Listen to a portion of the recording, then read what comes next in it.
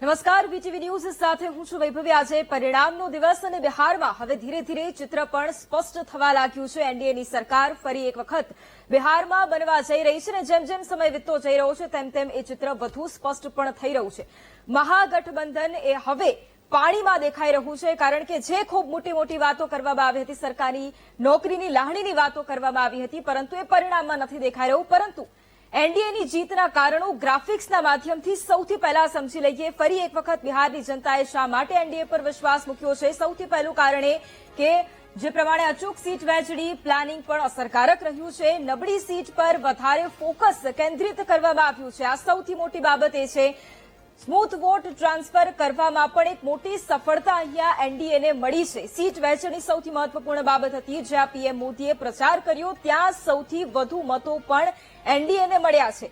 મહિલાઓના વધારે મત એનડીએના ખાતામાં આવ્યા છે, કારણ કે 10,000 જમા કરાવવાની એ વાત હોય, એ જાહેરાત બાદ એ સ્પષ્ટ હતું કે મહિલાઓનો જે ઝુકાવ છે એનડી તરફ રહેવાનો છે। બીજી તરફ ફ્રી વીજળી અને રોજગારનો જે વાયદો છે તે આપવામાં આવ્યો હતો અને તે પણ એનડીએને હવે ફળ્યો છે। પીએમ મોદી અને નીતિશની જોડીનો જાદુ લોકો પર યથાવત છે।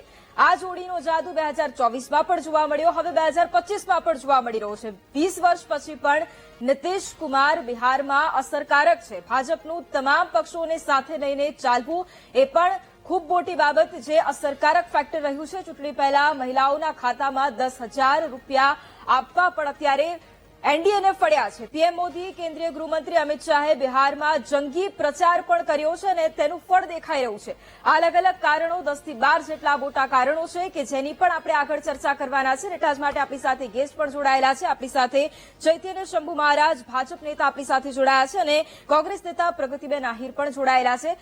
સૌથી પહેલા પ્રગતિબેન, સવાલ આપને જ કરવો છે કે એ કારણો જોયા કે શા માટે બિહારની જનતાએ એનડીએને ફરી એક વખત આવકાર આપ્યો છે।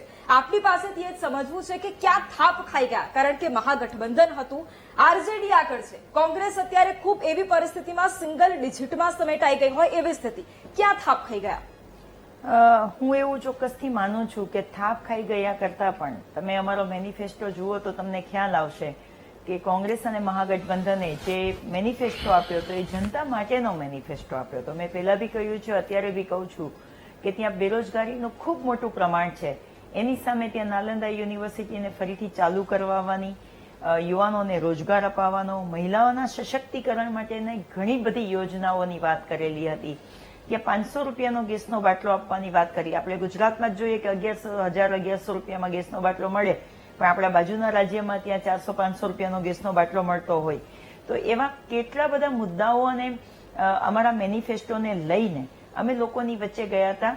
અમે ચોક્કસથી આ બાબતમાં મહામંથન કરીશું કે અમારી ક્યાં ઉણપ રહી ગઈ છે, ક્યાં શું વાંધો રહ્યો છે, કેમ કે જનતાના મનને અત્યારે એવું લાગી રહ્યું છે કે ઓળખવું બહુ જ મુશ્કેલી ભર્યું થઈ ગયું છે। કેમ કે તમે જે આખી અમારી વોટ ચોરીને લઈને યાત્રાઓ હોય કે નયા બિહાર બનાવવા માટેની જે નવી યાત્રાઓ હોય, એમાં જે જનમેદની ઉમટી પડી હતી, એમાં જે યુવાનોનો સાથ સહકાર, બને અમારા યુવા નેતાઓ માનનીય રાહુલ ગાંધીજી અને તેજસ્વી યાદવજીને જનાદેશ સપોર્ટ મળી રહ્યો હતો, લોકો એમની સભાઓમાં ઉભરાઈને આવતા હતા। તો આ રિઝલ્ટ જોઈએ છે ત્યારે ચોક્કસથી આ સરપ્રાઇઝ વાળું રિઝલ્ટ છે અને ચોક્કસથી આ બાબતમાં અમે મનોમંથન કરીશું। બિલકુલ।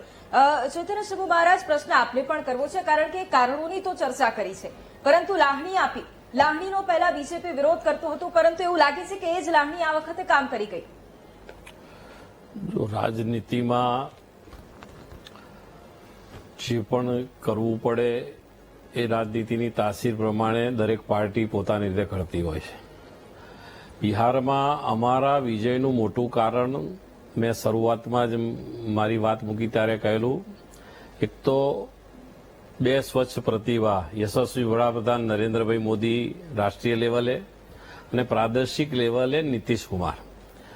20 વર્ષના નીતિશ કુમારના શાસનમાં એક પણ એલિગેશન એમના ઉપર થયું નથી।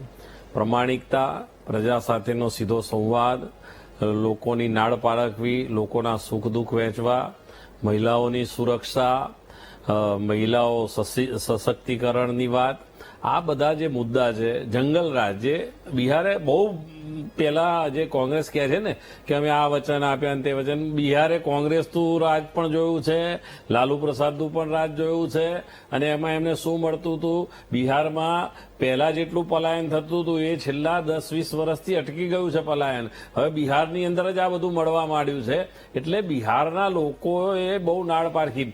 જો પહેલું ચરણ જયારે ચૂંટણી થઈ ને, પહેલા ચરણની 121 સીટોની, અને જે બમ્પર વોટિંગ એટલે કે વોટિંગ વધ્યું, ત્યારે આ લોકો એવું કહેતા હતા કે આ પરિવર્તનનો પવન છે, પરિવર્તન ભૂખ આવ્યું છે, 18મી અમે શપથ લઈશું. બીજા ચરણમાં પણ જયારે વોટિંગ વધ્યું ત્યારે પણ આ લોકો એવું કહેતા હતા કે આ પરિવર્તનનું છે અને અમારી સરકાર બનશે. પરંતુ મેં જે રીતે સોશિયલ મીડિયા અને આપના જેવી ચેનલોના માધ્યમથી જે લોકોના પ્રતિસાદ સાંભળ્યા, એમાં મહિલાઓ બહુ સ્પષ્ટપણે એનડીએ ઉપર એમણે વિશ્વાસ વ્યક્ત કર્યો છે, નરેન્દ્રભાઈ મોદી ઉપર. નરેન્દ્રભાઈ મોદીનો ધુઆંધાર પ્રચાર, જેમ હમણાં આપે બતાવ્યું કે જ્યાં જ્યાં નરેન્દ્રભાઈ ગયા ત્યાં વોટ મળ્યા. બીજું, આપણા યશસ્વી ગૃહમંત્રી અમિતભાઈ શાહનું માઇક્રો પ્લાનિંગ, આના કારણે, અને ભારતીય જનતા પાર્ટીનો કાર્યકર્તા, એ ભારતીય જનતા પાર્ટીનો કાર્યકર્તા કોઈ પણ ચુનાવ હોય, ચૂંટણી હોય, એને એક મિશન તરીકે લેતો હોય છે, અને એ પોતાનું સર્વસ્વ ત્યાગ કરી અને ભારતીય જનતા પાર્ટીનું કમળ ખીલે એના માટે રાત દિવસ મહેનત કરી અને પાર્ટીના જ્વલંત વિજય માટે એ પ્રયાસ કરતો છે. એ આ બધા કારણો છે જીતવાના. આજકાલના એમની કે આ પરિણામ નથી આવતું. તમે વિચાર કરો કે એક સમયની રાષ્ટ્રીય પાર્ટી આજે ડબલ ડિજિટમાં નથી પહોંચી જઈ શકતી. બીજું, આરજેડી જે લાલુનો ગઢ કહેવાય બિહાર, આજે એ 35ની આસપાસ અત્યારે ફરી રહ્યા છે. અધર્સ 9 કોંગ્રેસ કરતા તો અધર્સ વધારે છે. એટલે ભારતીય જનતા પાર્ટીનું જે પ્લાનિંગ છે એના કારણે આ અમારો વિજય છે. બિલકુલ. અને બિહાર પરિણામ પર અનેક પ્રતિક્રિયાઓ પણ સામે આવી રહી છે, એ પણ સાંભળી લઈએ.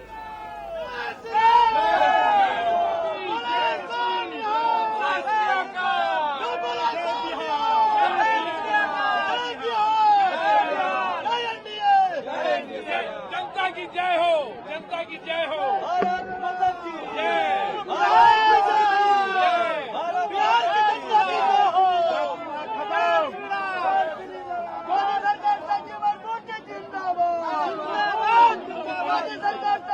हमारा बहुत सौभाग्य है कि भारतीय जनता पार्टी जैसी दूरदर्शी पार्टी का नेतृत्व हमें मिला.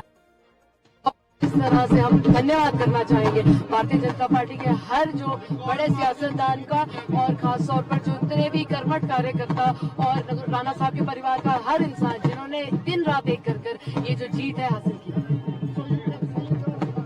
देवानी जी क्या कहेंगे? आज आप रिकॉर्ड मार्जिन से जीते, क्या कहेंगे? देखिए, हमारा सौभाग्य है कि जिस तरह से नगरोटा कॉन्स्टिट्यूएंसी ने 2024 में बढ़ चढ़कर राणा साहब को आशीर्वाद दिया था. एक बार फिर उन्होंने जिस तरीके से राणा साहब नगरोटा कॉन्स्टिट्यूएंसी को अपना परिवार मानते थे, आज एक परिवार होने का फर्ज निभाया और हमें बढ़ चढ़कर आशीर्वाद दिया. उसके लिए हम जीवन भर शुक्रगुजार में भी बीजेपी जीत रही है, यहाँ आप नगरोटा सीट जीती है, क्या कहेंगे? हमारा बड़ा सौभाग्य है कि भारतीय जनता पार्टी के दूरदर्शी नेतृत्व में हमें आज वो हिस्सा लेने का हमें मौका मिला, उनका आशीर्वाद मिला. हम बहुत बहुत धन्यवाद करेंगे भारतीय जनता पार्टी के हर हमारे बड़े सियासतदान का. हमारे साथ नहीं जाना है, उसी का परिणाम है सबका साथ, सबका विकास के नेतृत्व में, एनडीए के नेतृत्व में हम लोगों ने चुनाव लड़ा है. उसी का सुखद परिणाम और प्रचंड बहुमत का परिणाम आज हम लोगों को देखने को मिल रहा है बिहार में.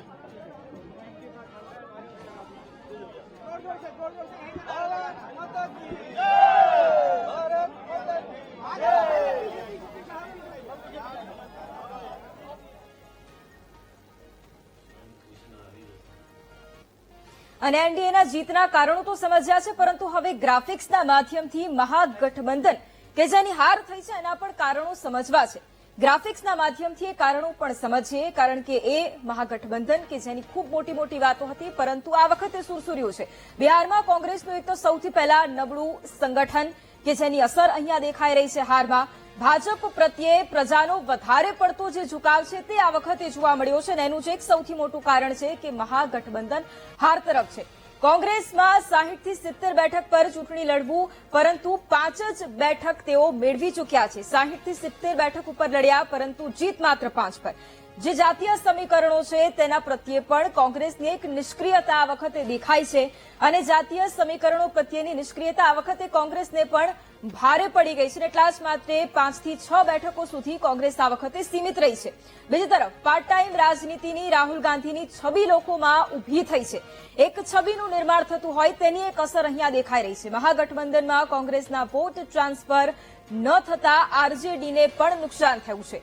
ન માત્ર કોંગ્રેસની સીટો ઘટી છે, ગત વખત કરતા સિંગલ ડિજિટમાં આવ્યું છે, પરંતુ એની અસર આરજેડી પર દેખાય છે અને કોંગ્રેસના લીધે મહાગઠબંધનની 20 થી 25% બેઠકો એટલે સૌથી મોટો ફટકો પણ અહીંયા પડ્યો છે. આંતરિક વિખવાદ પણ રહ્યો છે, આંતરિક કલેહ પણ રહ્યો છે અને જેની અસર સીટની ફાળવણીમાં પણ દેખાઈ અને હવે એનું પરિણામમાં પણ એક સ્પષ્ટ ચિત્ર દેખાઈ રહ્યું છે. 9 થી 10 બેઠકો ઉપર કોંગ્રેસ અને આરજેડી બંનેને પોતપોતાના ઉમેદવારો ઉભા રાખવા હતા. કેટલાક બળવાખોર ઉમેદવારોના કારણે પણ કલેશ ખૂબ વધી ગયો અને એનડીએ માટે તે ખૂબ ફાયદાકારક રહ્યું અને તેનો સીધો ફાયદો મળી રહ્યો છે અને પરિણામમાં પણ તેની અસર દેખાઈ રહી છે. આંકડા ઉપર તેની અસર દેખાઈ રહી છે. મહિલાઓ પ્રત્યે ખાસ એનડીએની જે કામગીરી, જે જાહેરાત કરવામાં આવી એ એનડીએને ફળી, પરંતુ મહાગઠબંધનને ખૂબ ભારે પડ્યું છે. કારણ કે મહિલાઓના ખાતામાં 10,000 જમા કરાવવાની એ વાત એનડીએને ફળી, પરંતુ એ સમજી ન શક્યા.